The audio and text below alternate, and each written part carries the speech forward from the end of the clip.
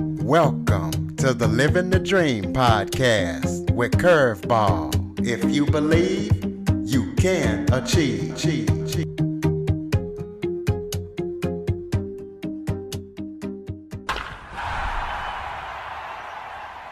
She is the founder of Empowerment Through Golf.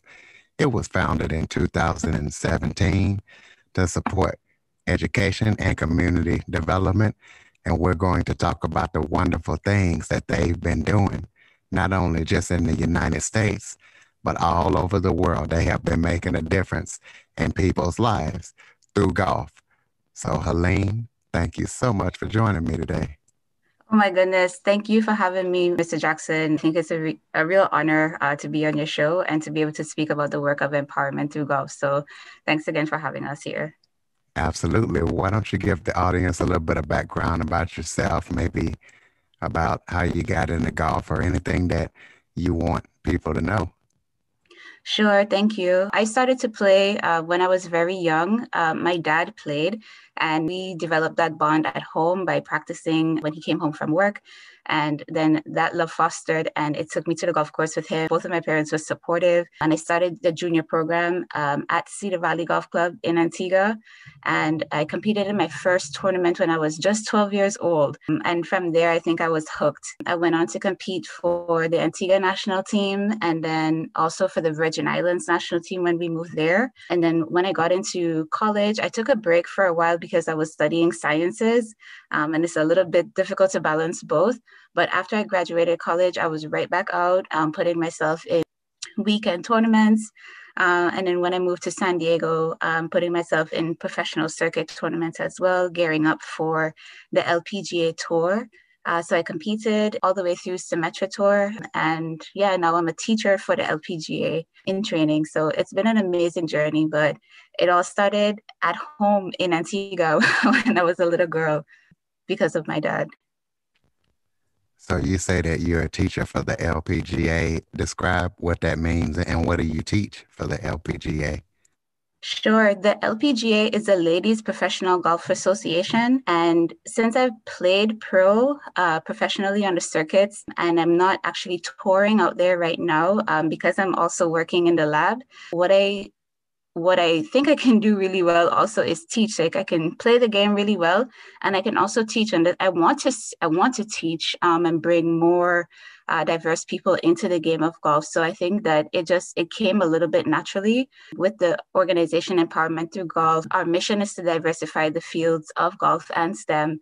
So even if I'm not able to actually be on tour and be like a physical representation of Black women in the sport, I can teach and help bring others into the game that way.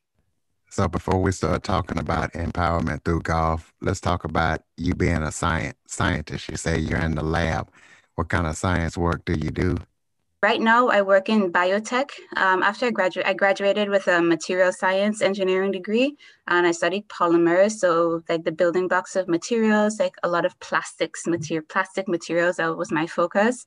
And I started off as a chemist in Pittsburgh, working on paint and different things like that. And now I work in the biotech industry in San Diego in genomics research. My group does a lot of nanofabrication work, so very small scale type of work to make consumable parts for the DNA sequencers. And it's really exciting. Absolutely. That's a great field to get into. So let's talk about empowerment through golf. Tell us why you decided to found it in the year 2017. Talk about all that you guys do and the missions that you've carried out and helped people and supported people all over the world. Yes, Empowerment Through Golf started out of the necessity to bring more diversity into the field of golf.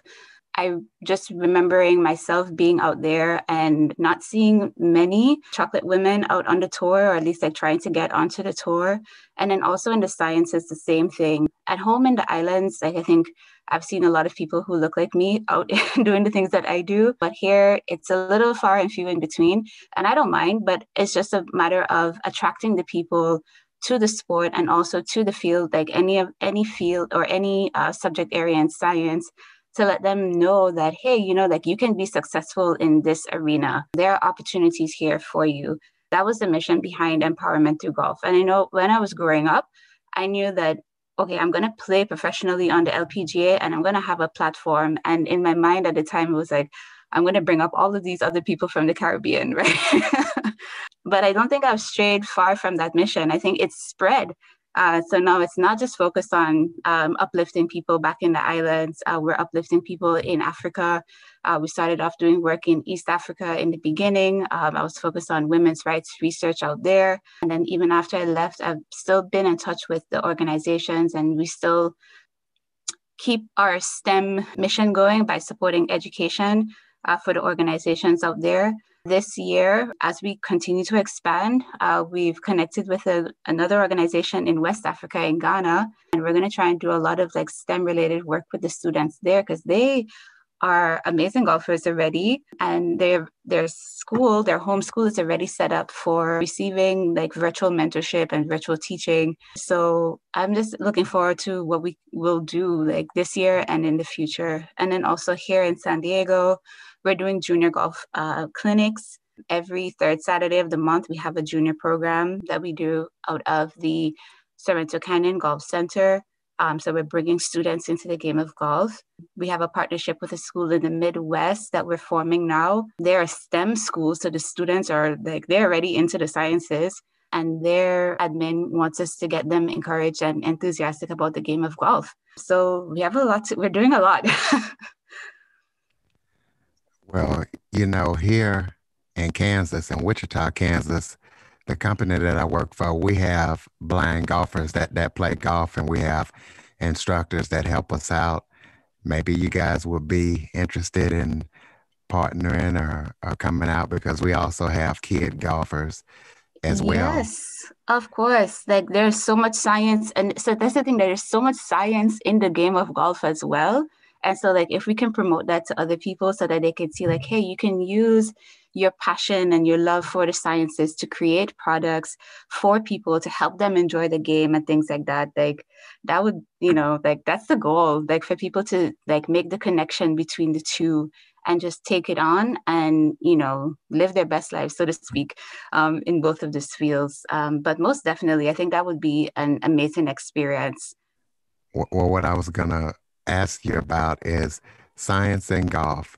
How does that go hand in hand, and why did you guys decide to incorporate that in? Because that's pretty interesting. Well, I think mostly because those are the two things that I always wanted to do. And in the beginning, when I was growing up, like I watched the pros and I noticed that they did golf and business. So at first, when I was growing up, I was like, okay, I'll be a golfer and a businesswoman. But, when I got into high school and things like that, like my school and some of my teachers at the time definitely motivated me to study sciences.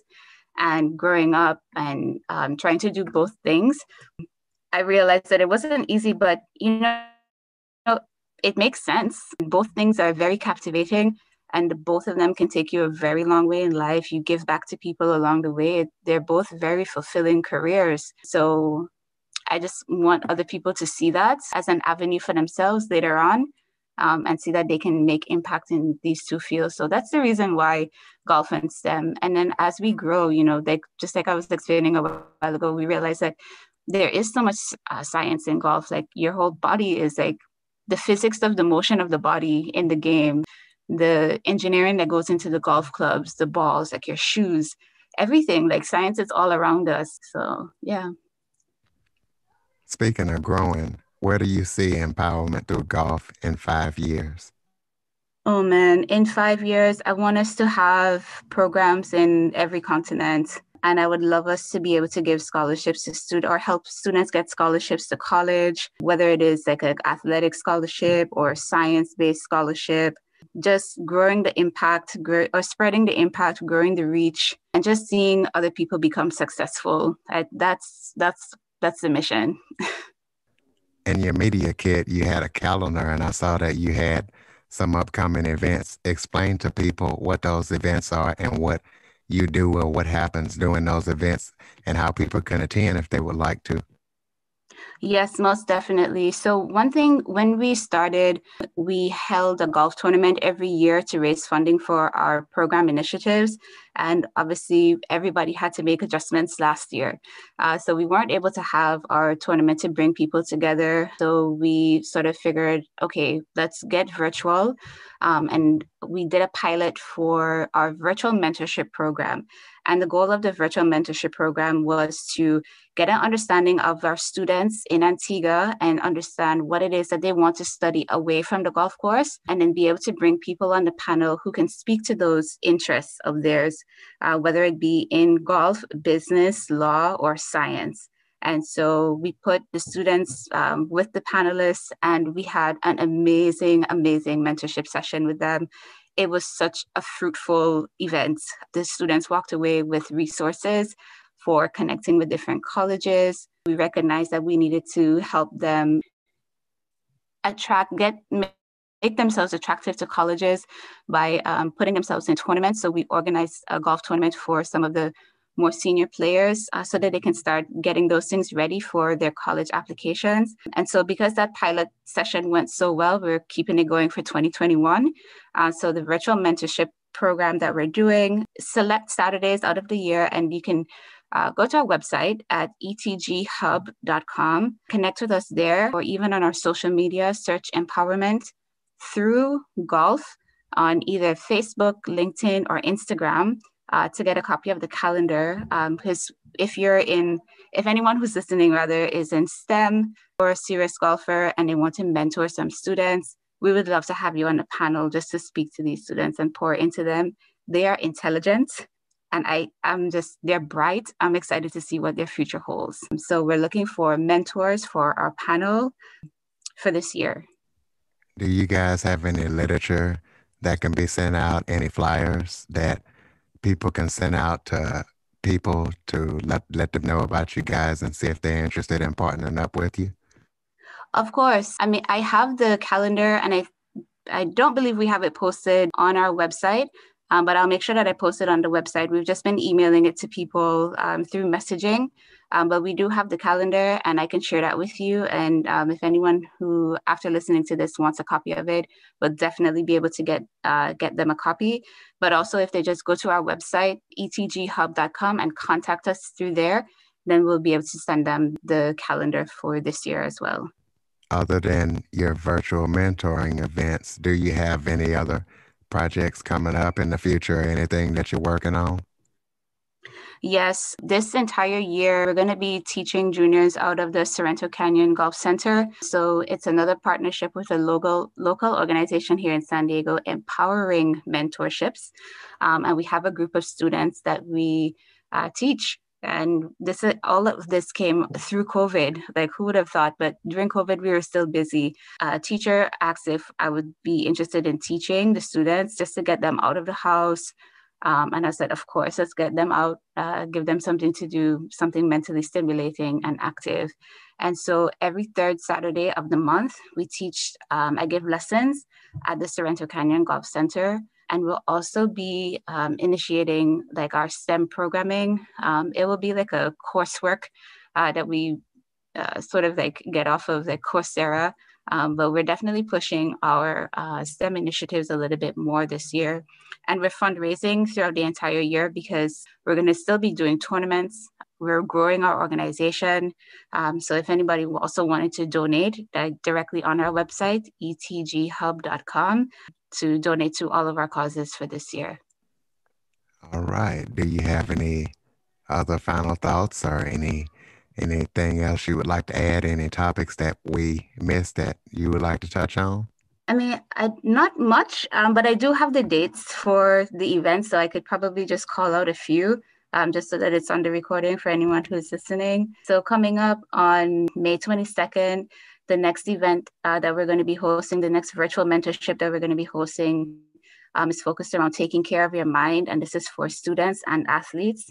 On June 1st, it's Women's Day of Golf, and we're going to be doing an Instagram takeover there. So if there are any females who play golf and they want to be part of the Instagram takeover, they can let us know. On August 14th, this session is going to be around creating your unique brand. And this goes for scientists and golfers as well, because even as a scientist or an engineer, you still have to present yourself well. Your work speaks for you, it speaks ahead of you. And then also as an athlete, creating a brand around your talent is very important. And then on October 9th, we're going to celebrate the Day of the Girl. And then this is special for our students in Ethiopia. So if there's anyone listening who has a connection to Ethiopia or knows anyone who speaks Eritrean, we'd probably need them because we have to do a lot of translation for that event. And then I also give lessons online, so virtual lessons. So if anyone was interested in just like getting their foot wet in the game, or even just like for advice to how to get into the game of golf, because I know sometimes it can seem intimidating for some people, you can just reach out to us and ask us any questions. We can connect you to people in your local area through LPGA to get you out there so you can experience the game for yourself. And as always, if there are any other questions, you can come back to our website, etghub.com, and send us a message, and we'll definitely get back to you. Well, I have a final question. My question is, give out your Instagram and your Facebook links as well one more time. Yes, no problem. And so on social media, you can find us if you just search Empowerment Through Golf, and you can do that on LinkedIn, on Facebook, and Instagram. So just Empowerment Through Golf on those three platforms, and Instagram, LinkedIn, and Facebook. And so I saw in your media kit that you also allowed the opportunity for people to kind of start up their own chapter under you guys. How would somebody go about doing that? Yes, so how did I not say that? But again, just reach out to us and we can get that started. We are a registered 501c3 and we have, all of our documentation in line, so we can easily help someone start up a chapter in their local community so that we can spread empowerment through golf across the world. Ladies and gentlemen, Helyne Joseph. Helyne, thank you so much. Thank you. And listeners, please be sure to follow, rate, review, and share after listening. Empowerment through golf across the world. Ladies and gentlemen, Helyne Joseph. Helyne, thank you so much. Thank you. And listeners, please be sure to follow, rate, review, and share after listening. For more information on the Living the Dream podcast, visit www.djcurveball.com. Until next time, stay focused on living the dream.